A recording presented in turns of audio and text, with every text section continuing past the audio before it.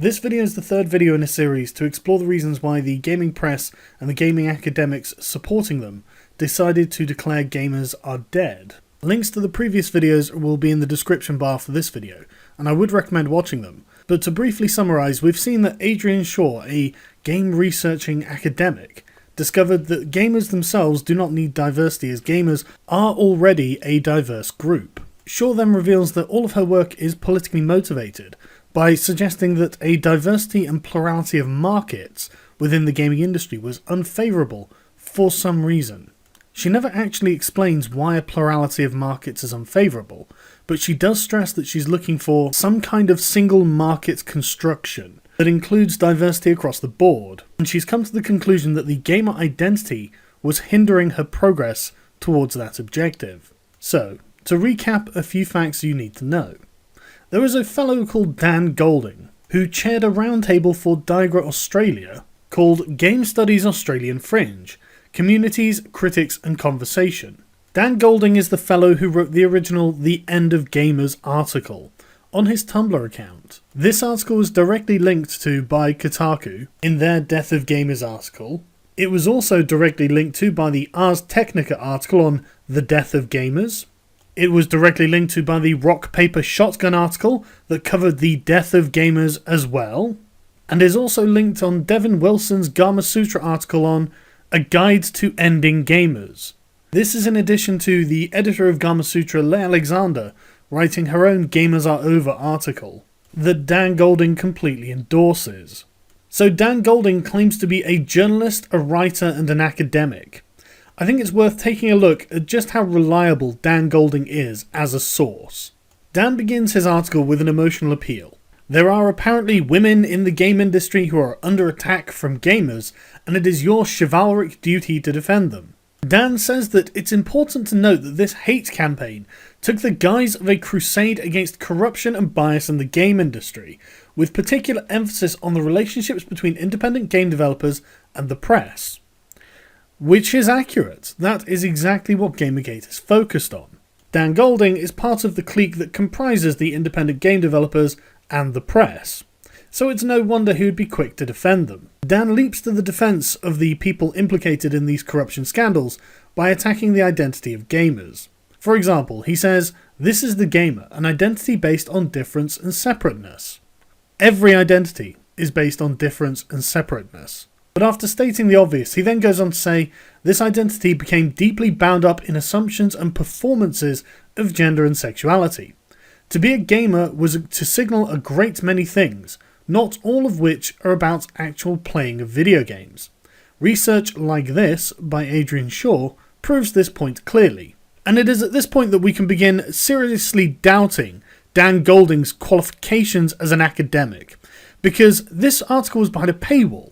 So I'm going to assume that he did not have access to it, because if he did have access to it, he most certainly did not read it.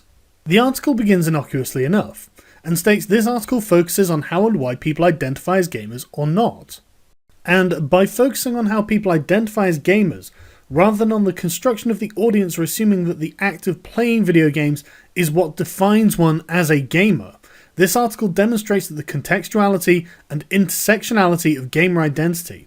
It posits that the gamer identity exists in relation to, but is not determined by, other identities like gender, race and sexuality. For example, gender. Although gender was not mentioned as a reason for identifying or not as a gamer, there was a definite correlation between gender and gamer identity. Male interviewees were more likely to identify as gamers than female, transgender or genderqueer interviewees were. But I'm sure that any academic worth their salt is well aware that correlation does not necessarily imply causation. And so we move on to sexuality. Sexuality shaped how some LGBTQ interviewees related to video game culture, but not whether they identified as gamers. And lastly, race. Race was similarly not correlated with whether interviewees identified as gamers or not, but also was not brought up in interviews in relation to gamer identity. There was in fact one reason that was almost universal to all of the people that Adrian Shaw interviewed, as to whether they did or did not identify as a gamer. Nearly everyone who asserted that they were not gamers said it was because they don't play enough. So when Dan Golding says to be a gamer was to signal a great many things, not all of which are about the actual playing of video games, and uses Adrian Shaw's research to substantiate that point, one has to ask, what research were you reading, Dan Golding? Because nothing about Adrian Shaw's research in any way proves that point clearly, and you appear to have made a monumental mistake. So if we return to Dan's article, he says, when over the last decade the playing of video games moved beyond the niche, the gamer identity remained fairly uniformly stagnant and immobile. Gamer identity was simply not fluid enough to apply to a broad spectrum of people. You have to wonder, what are you talking about, Dan Golding? There is nothing about the gamer identity that prevents it from being broadly applied to a broad spectrum of people. Dan's article begins to veer so wildly off base and appear to show his own bigotry and biases that it appears to be losing touch with reality. He says, and lest you think that I'm exaggerating about the irrelevance of the traditionally male-dominated gamer identity, recent news confirms this, with adult women outnumbering teenage boys in game-playing demographics in the USA. So what? Sexuality is not a reason for identifying or not identifying as a gamer, as Dan Golding's own citations have shown us. Golding's own evidence disproves his own point.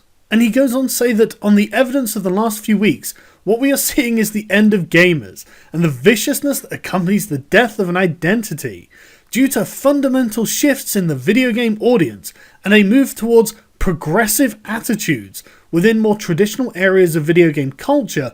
The gamer identity has been broken. What does any of this have to do with the people who identify as gamers because of how much they play video games, Dan? None of what you are saying makes sense, at least in the context of the research you've provided. He goes on to say that the gamer identity has nowhere to call home, and so it reaches out inarticulately at invented problems such as bias and corruption. And frankly, given that he is a progressive academic journalist, I am not surprised he would desperately try to deflect the proven instances of journalistic corruption within the industry. But as with Leigh Alexander's article, there is a distinct feeling of gratification when you read these. The gamer as an identity feels like it's under assault, and so it should. Though the consumer king gamer will continue to be targeted and exploited while their profitability as a demographic outweighs their toxicity, the traditional gamer identity is now culturally irrelevant. As if that even means anything.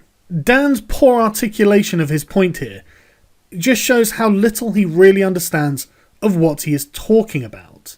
Dan seems to have been unable to delineate between the stereotype of a gamer, which is apparently a relic of somewhat within the gaming industry, which has continued more by chance than anything, because players do not identify with their characters or avatars, as proven by other research by Adrian Shaw. Not that I would have expected Dan Golding to have read this either. Especially as once again, in the very study he links in his article, it states, many studies disprove the dominant white heterosexual male teen gamer image.